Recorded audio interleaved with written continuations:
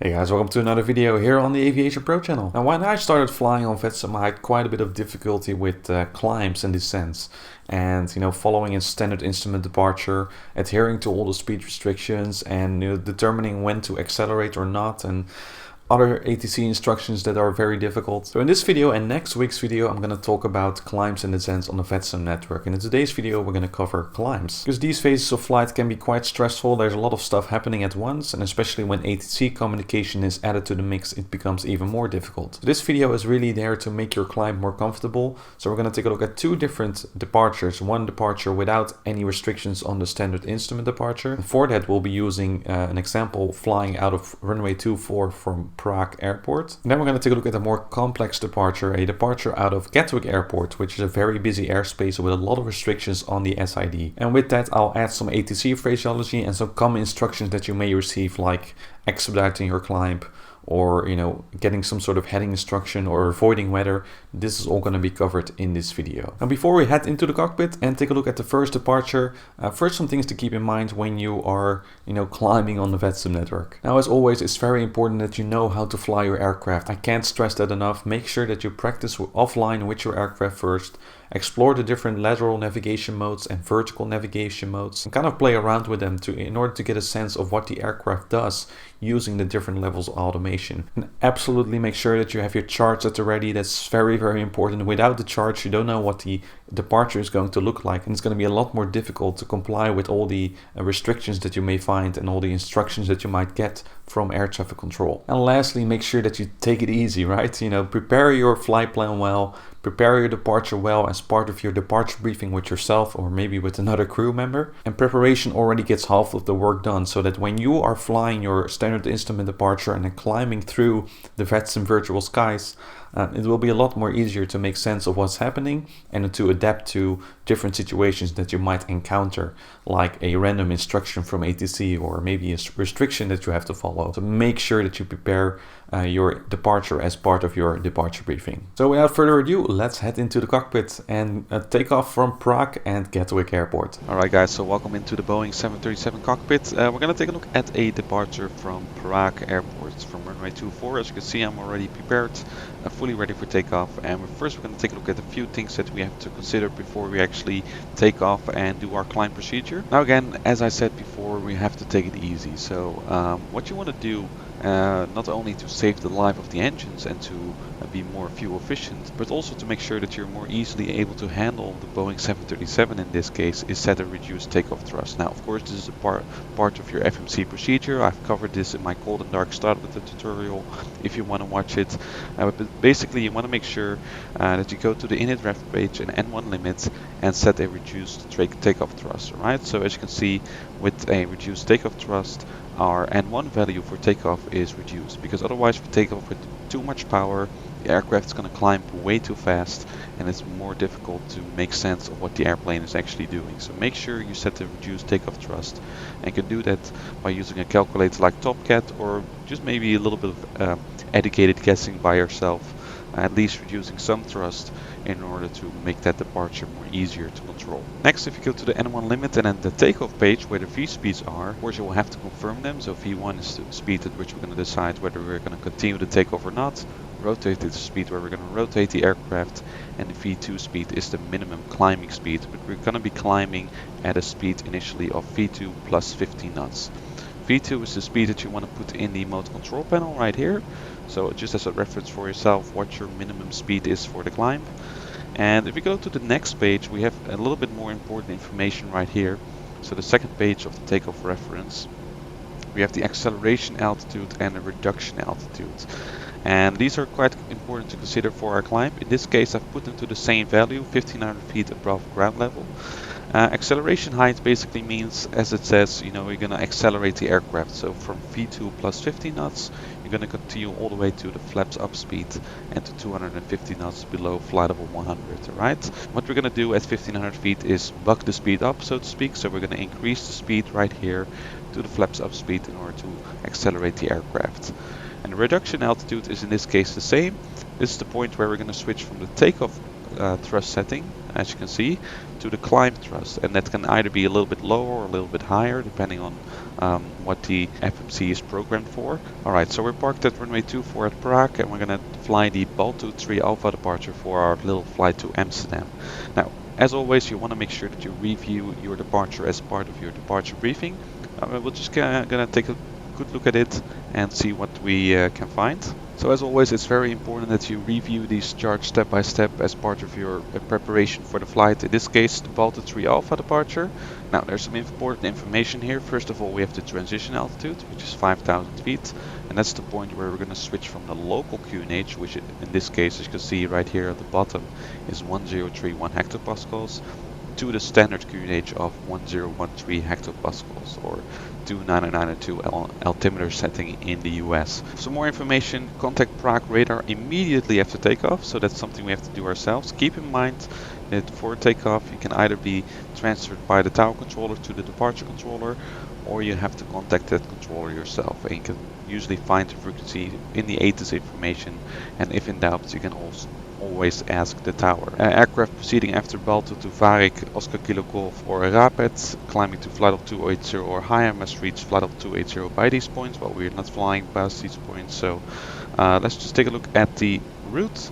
As you can see, we're going to climb on a 241 degree track to Papa Romeo 402, then a right turn to Papa Romeo 405, and then a left turn to Balto. As you can see, an easy departure, not a lot of restrictions. The only really restriction we have is an initial climb clearance of 5,000 feet. So make sure that you set in the MCP 5,000 feet as your initial altitude, so that you are absolutely sure that the aircraft levels off there until you receive further clearance from ATC. Okay, so we're almost ready to go.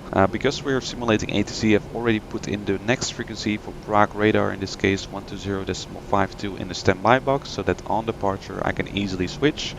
Now, I definitely want to stress, especially if you're new, make use of the autopilot. You know, it's going to be a stressful event climbing or descending, as you'll see in the next video, so make sure you make use of the autopilot and just manage the aircraft through the autopilot rather than just flying it yourself. So you have a bit more time to process all the information and can kind of, you know, observe what the aircraft is doing. And then later on, especially in less stressful conditions, you can do a bit of manual flying and, you know, get used to the flying manually towards, you know, flight level 100 at least, for example. Alright, so we're going to take off. A few things to keep in mind. Now, we have a route. Just as a reference, I'm going to put on the airport mode on the navigation display, so in case something happens I can easily see what would be a suitable airport to go to. We have set our V2 speed right here, 146. Our initial heading is always align the heading bug whenever you're flying, so that when ATC gives you a particular heading, which may happen on departure to avoid traffic or to avoid weather, you can easily go to that heading without having to turn the knob all the way around. Our initial climb altitude, as stated on the chart, is set to 5,000, and I've an armed LNAV, so that when we're departing, once we take off, we immediately follow the LNAV route. Okay? Now, this is of course all specific to the Boeing 737. This may be a little bit different in your aircraft, but usually most airliners have some sort of nav mode to follow the lateral part of your flight plan. How you actually do your climb in what modes really depends on the aircraft. In this case, I'm just going to use the Takeoff function, and later on switch to level change to get to my flaps up speed, and then after that, once my flaps are up, I'm going to switch to VNAV. In our next example at Gatwick, we're going to mainly use VNAV because there are a lot more restrictions on that departure route. It will all make sense in a minute. So because there are not a lot of restrictions on this route on specific waypoints, I'm just going to use the classic procedure for the 737. Again, 80 Alpha, wind 290 degrees 9 knots, runway 24, clear for takeoff. Clear for takeoff, runway 24, KLM, and 80 Alpha.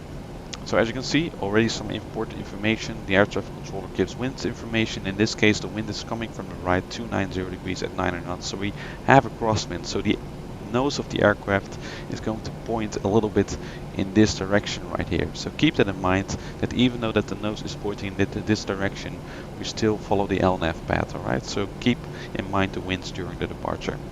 Okay, now we're going to take it easy. Let's treat this step by step.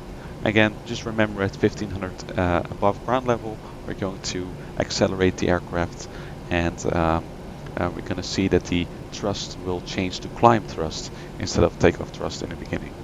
Now, this is again 737 specific. I'm going to advance the throttle to 40% N1, make sure the engine stabilize, then I'm going to hit the toga button. There's a secret button right here, but in reality they are right here where your index finger would be on the throttles, and that's going to set the takeoff thrust, okay?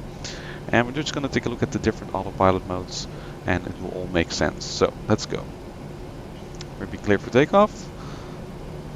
So I'm going to advance to 40%. Release the parking brakes.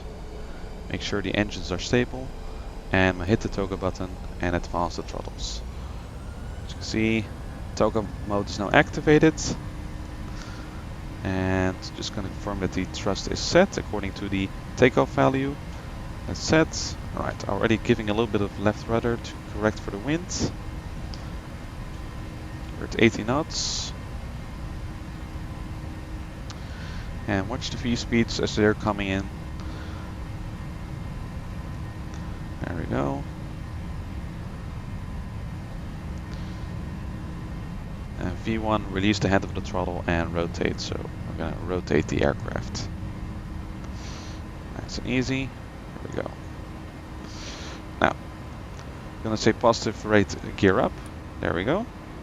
And you basically want to follow the flight director in this case and just climb the aircraft.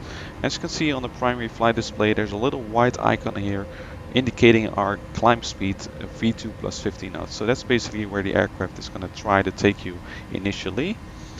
There we go. I'm just going to climb on this setting. I'm going to try to maintain that speed. And 1500 feet is coming up. As you can see, climb thrust is now activated. And what we're going to do is we're going to increase the speed to the flaps up speed. There we go. And then as we reach these flap indicators, we're going to raise the flaps. Now, since we've departed, we're going to contact Prague radar. As you can see, it's very busy. 12052. There we go. Prague radar, good afternoon. KLM 80 Alpha, Balto 3 Alpha departure, passing 3800. KLM 80 Alpha, Prague radar, radar contact, climb flight level 100. Climb flight level 100, KLM 80 Alpha. Alright. Flight level 100, there we go. And as you can see, we've reached the minimum flap speed of flap 1, so we're going to put the flaps to 1. And I'm going to engage the autopilot as well to make it a little bit easier for myself. There we go. And as you can see, we're doing nicely. We're just following LNAV, and we are now reached the minimum flap speed for flaps up. So we're just going to put the flaps to up right now. Alright, there we go. So we received an instruction. Again, our goal is to get the aircraft to, cruise level as soon as possible, but in this case we received another restriction of flight level 100, so we're just going to leave it at that in this case. And I'm gonna switch to the standard altimeter as we passed 5,000 feet, our transition altitude. There we go. And I'm gonna switch to VNAV right now, so the aircraft can now accelerate further, and it's now just use the profile as calculated in the flight management system to climb the aircraft further. Right, so I'm just going to clean up the aircraft real quick a little bit. Just make sure that your packs are on and that all the air conditioning is working, that the aircraft is being pressurized. So we're in the first turn right now. I'm gonna align the heading box so that it's easier to keep track of the heading, because ATC may give you a heading instruction. KLM 80 Alpha, turn left heading 270 for traffic. Left heading 270 for traffic, KLM 80 Alpha. Alright, so apparently there's some sort of traffic situation, so we're going to deviate from our standard instrument departure and just fly a heading. Now in this case we can still use VNAV because it will just follow the path as calculated, and probably we will see further instruction in a minute, probably to proceed direct to Balto, for example, because it's unlikely that the aircraft controller will turn us all the way back to, for example, here Papa Romeo 405. As you can see, we're maintaining nicely 250 knots below flight level 100, which is of course the limit below flight level 100. In some cases, air traffic controller might say high speed approved, meaning that you can already accelerate below flight level 100 to a higher speed, like say 280 knots or something. Okay, so you can kind of manually input a new speed yourself in order to climb the aircraft. So we're leveling off flight level 100. Sometimes it may happen on a departure that the air traffic controller just keeps you at an altitude in order to avoid traffic. If the air traffic controller doesn't contact you, or you feel that's already time to climb further, you know, judging from your own situational awareness and the information that you can find on your navigation display, you may want to ask ATC for a further climb. KLM 80 Alpha, request further climb. KLM 80 Alpha, climb flight level 380, please see direct to Baltu. Climb level 380, direct Baltu, KLM 80 Alpha. Alright, well, we've received a new altitude. Now, this is where it gets interesting. First gonna direct to Baltu. So Baltu direct, there we go. As you can see, we're now in heading select mode, so I'm just gonna execute the flight plan, there we go, Baltu, and hit LNAV, so we're now following the lateral mode. Now, in order to climb further, and this is again a little bit Boeing 730 specific, you know, if you're in VNAV like this, what do? Well, you simply hit the altitude intervent button. Basically, what this is gonna do is tell the VNAV system that the restriction that we are now on at VNAV altitude mode you know, does not hold anymore. We can simply continue to climb. Okay. Once we're at Gatwick, we will see a little bit more in practice what the altitude intervent button actually does. So, hit altitude intervent. As you can see, we now switch to VNAV speed. Basically, the aircraft will set the climb thrust right here, and then try to maintain this speed right here in order to climb to our cruise level, flight level 380. So now that we're kind of on an easy part of this departure, we may want to look at some of the other climb modes, for example level change. What level change really does is just set a particular speed in the speed window, and just using that speed and using the climb thrust in this case, it will just climb through the cruise level. So for example, if we now reduce to 280, the aircraft simply will pitch up further using the same thrust setting as before in order to reach that speed and then climb on that speed. Now, level change is very useful, especially during descent. For example, when you get vectored and when you just want to go down in steps, especially when there's just a lot of steps by the air traffic controller. But as you can see, the aircraft will simply pitch first towards that speed to achieve that speed, and in this case climb quite excessively, and then once it reaches that speed, it will start to climb further using the speed it has achieved. If you want to make this process a little bit smoother, vertical speed is another mode that you could use, which is makes a bit more sense. So for example, if we now go back to 300 knots, what's going to happen? The aircraft is going to pitch down to first reach that speed and then climb again, right? Well, let's say we want to make that process a little bit more gradual. This is going to be important for the descent tutorial that's coming up as well. If you want to make that transition between speeds a little bit more gradual and especially make your descent a bit more continuous, make sure you make use of the vertical speed mode, alright? So 300, as you can see, the aircraft will now pitch down in order to achieve that speed, but we could also use vertical speed right now, just kind of maintain a fixed vertical speed. So 2600 feet per minute is now selected, and the speed is just, you know, increasing slightly, as you can see. If it's not speeding up enough, you can maybe reduce your vertical speed a little bit.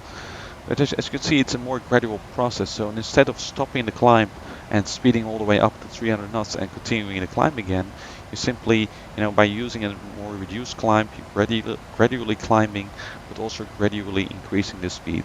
And the same applies to the descent, as we're going to look at descents next week, so keep that in mind. Now, since this was mainly for demonstration purposes, I'm just going to switch back to VNAV, and again, VNAV just uses the calculated profile according to the flight management system. But keep in mind, VNAV is not perfect. You will see that at particular airports that the VNAV system just kind of screws up and that you have to take over manually. And especially when you're getting vectored, it makes more sense to take over manually. So just keep that in mind. But at least be aware of the different climb and descent modes, right? So level change, VNAV, and vertical speed are really the primary modes of climbing that you want to use. And what do I use personally? Well, again, on takeoff, I'm just using the toga function until acceleration altitude, and then I'm using the level change function mainly, and then when the flaps are up, I'm switching to VNAV. But at airports where there are more restrictions on the standard instrument departure, it makes more sense to use VNAV. So you really adhere to the restrictions, and you don't have to manually put in the restrictions in the MCP all the time. No, you simply let the VNAV system do the work a little bit for you here by maintaining the restrictions at the different waypoints in the flight plan. So in order to take that into practice, we're going to take a look at a departure from Gatwick, a very busy airspace with a lot of traffic. So there's quite a lot of restrictions on the standard instrument departures there. Alright, welcome at Gatwick Airport. We're in this time in the Norwegian Boeing 737 flying North Trans 2806 from Gatwick to Oslo, just like my VATSIM Full Flight video a while ago. And again, I'm just going to show you a different departure that is has much more restrictions, and that's a little bit more complex due to the amount of traffic in the area. Now, we're parked at runway 08 right at Gatwick, again ready for departure. So we're going to be flying the Vrana 1 Zulu departure. And as you can see on the chart, there's a lot of information, and we have to make sure that we review it. This is departure where RNAV is required, so area navigation, GPS aircraft can only perform this departure. Now, as you can see, when instructed, contact London Control, report call sign, SIT designator, current altitude, and initial cleared altitude. Alright, so that's what we have to do. Cruising levels will be issued after takeoff by London Control. Expect close-in obstacles, only available to approved aircraft, blah blah blah. Alright, well, okay. Well, we know what to do, we know what to expect, and of course you're going to have to review this departure very well before you actually do the flight and as part of your departure briefing. So in this case, as you can see, we're going to climb on 078 track to Kilo Kilo Echo 04. There's already a big restriction, maximum 250 knots between 2,000 and 5,000 feet. We have to cross this waypoint. Then Kilo Kilo Echo 10 between 3,000 and 5,000 feet. And then Kilo Kilo Echo 17, we have to be at 5,000 feet.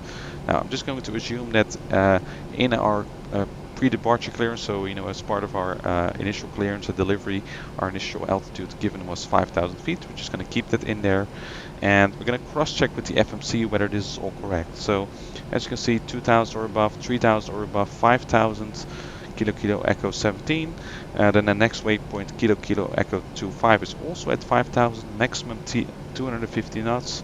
Then we proceed direct to Detling VOR, same altitude, and then we end up at Vrane, or Frane, whatever you want to call it, at flight level 60. So as you can see, a lot of restrictions right there.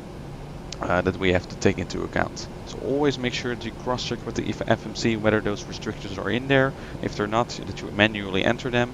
So as you can see, in this case, it makes much more sense to use VNAV because we have all those restrictions. And we're just gonna see what happens upon departure. Alright, so we are ready to go. I'm gonna hit LNAV and VNAV. So as you can see right now on the primary flight display, the LNAV and VNAV are now in white. Indicating that these modes have been armed, and at 400 feet these modes will be activated and will be flying LNAV and VNAV. So the aircraft will accelerate on its own. We're gonna put the flaps up according to schedule as we pass the minimum flap speed as explained before. Unlike Prague, the departure, we have to wait for the air traffic controller to give us the handoff to London Control. And again, of course, I've tuned the next frequency already in the communication radios. North Trans 2806, wind 070 degrees 5 knots, runway 08 right, clear for takeoff. Clear for takeoff, runway 08 right, North Trans 2806. Alright, clear for takeoff. We know we have some wind information. Well, in this case, it's pretty much straight headwind, just 5 knots, so that should not really be a problem. Just for my situational awareness, I'm gonna turn on the airport. If there's bad weather around, you may also want to turn on the weather radar, so that when you see some weather, you can inform ATC that you want to fly a particular heading to avoid it. In this case, we're just going to follow this SIT and see what happens. So, same procedure as before. I'm gonna advance the throttles to 40%. Parking brake is released. We're a little bit heavier than in Prague. Okay, once the engines are stable and everything looks good, hit the toggle button, and there we go. I'm gonna set the takeoff thrust.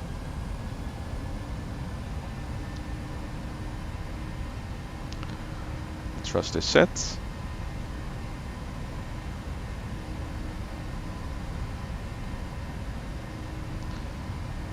$80 knots.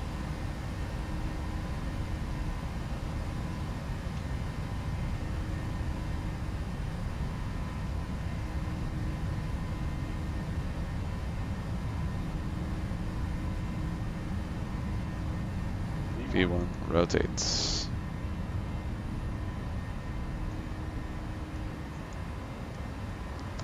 Okay, increase the pitch, follow the flight director, positive rate gear up, As you can see, LNAV is now captured, and we're still in toggle mode, but VNAV should be captured soon as well. And I'm already going to engage the automation just to make it easier for myself. Okay, there we go. Autopilot A is now in command. As you can see, we're now in VNAV speed mode, so the aircraft is taking care of things, and we'll just await further instructions. Nortrans 2806, contact London Control 120.52. Bye bye. Contact London Control 120.52, Nortrans 2806. Okay, so we've received an instruction to go to the next controller already. I'm just going to tune that frequency. Again, make sure that the frequency is clear, that you're actually able to talk. As you can see, the aircraft is now accelerating and bugging up the speed itself. We're reaching the minimum flap speed of flaps 1, so I'm going to put the flaps to 1. There we go. And as you can see, it will nicely maintain the restrictions. Again, just make sure that you cross-check with the FMC whether you're actually able to meet the restrictions. So 2000 or above on this one, well, we're able to do that, so that's fine. Flaps up, you may get some warnings on the speed that it's not able to maintain 250 knots, but that's okay because it's the max speed. It doesn't mean that you have to fly at 250 knots. No, it's just the max speed at that waypoint. London Control, good afternoon, Nortrans 2806, Frana 1 Zulu departure, passing 3,400 feet, initial climb 5,000 feet. Nortrans 2806, London Control, radar contact. Alright. In this case, the air traffic controller just says radar contact. It doesn't give you any further information. And that basically means that you just have to follow the SID as prescribed and just fly to your initial climb limit. So in this case, that is 5,000 feet. And again, this is something that may perfectly happen when you're in a busy airspace like London. So we're leveling off the 5,000 feet right now. As you can see, VNAV is nicely taking care of the speeds, 250 below flight level 100. And we're still meeting the restrictions, Kilo Kilo Echo 10, 3,000 or above. And then the next waypoint is 5,000. And we're just going to follow this profile. Alright, so this may be a perfect time to kind of clean up your aircraft because there's not a lot to do. Just going to leave some landing lights on and start switches off. Make sure that the packs are on again and the engine bleeds, and that's all looking good. The flaps are up, and we'll just wait for further instructions. And Nortrans 2806, climb flight level 150. Climb flight level 150, Nortrans 2806. Alright, now this is where it gets a little bit interesting in regards to the Boeing 737, because again, we have some restrictions on the SID. So how do we get rid of these restrictions, especially when there are a lot of in row? Do we just use level change and just ditch VNAV? Well, actually that's where the altitude intervent button comes in really handy. So let's take a look. Flight level 150 is our new altitude. Again, if ATC gives you such clearance, you can ignore the restrictions on the SID chart. Basically, the air traffic controller has now cleared you to the next altitude, so that's fine. Now, with each press of the altitude intervent button right here, I'm just going to press it on my own MCP, you're going to clear one of the restrictions. So as you can see, if I press it once right now, restrictions are being deleted one by one, so I have to press it a couple of times. So as you can see right now, 6,000 is now the next restriction, and I'm pressing it again to again delete that restriction. So keep a look on the legs page as you press the altitude intervent button to get rid of the restrictions step by step. So for each and every waypoint where there's a restriction on your climb, you may have to click that altitude intervent button in order to get rid of those restrictions. So you don't have to use level change to get the aircraft climbing per se. You just press that altitude intervent button a couple of times, and that helps you to get rid of the restrictions. Now, as you can see, there's a little warning on the PFD that we've passed our transition altitude as entered in the FMC before. So that's correct. So we're now going to switch to the standard QNH of 1013. There we go. So we're now going to continue to climb. Again, flight level 150 is our initial climb clearance. And Nortrans 2806, proceed direct to deadling. Direct deadling, Nortrans 2806. Okay, we've been cleared to a VOR, so execute direct deadling. There we go. Left turn. And you may expect these kind of directs on your climb, by ATC. You do not always follow the entire procedure. You may also just, get a direct. But again, as you saw on this departure, there were a lot of restrictions. If you don't get any further info from ATC, just maintain. In this case, your initial climb clearance was 5,000 feet, so you just have to maintain 5,000 feet until you get further clearance. And even though there's an altitude right here, Frane 6,000, if you have not received any further climb clearance by this waypoint yet, even though the SID chart states that you have to be at 6,000, so you cannot climb. You really have to ask ATC request further climb in order to meet that restriction and be at 6,000 at this particular waypoint. So keep that in mind. Make sure that you listen carefully to what the ATC, what kind of instructions that you get, and if in doubt, again, just ask. It will not hurt to ask, especially in a busy airspace like London. Alright, we're passing 10,000 feet. Well, you can turn the landing lights now all off and the aircraft is climbing nicely. Now let's say there's a little bit of weather, for example here above Frana or whatever, and want to fly a heading of 070 to avoid that. So let's see how that goes. And Nortrans 2806 requests a heading of 070 to avoid weather. And Nortrans 2806 heading 070 approved, advise when ready to resume flight plan. Heading 070 approved and advise when ready, Nortrans 2806.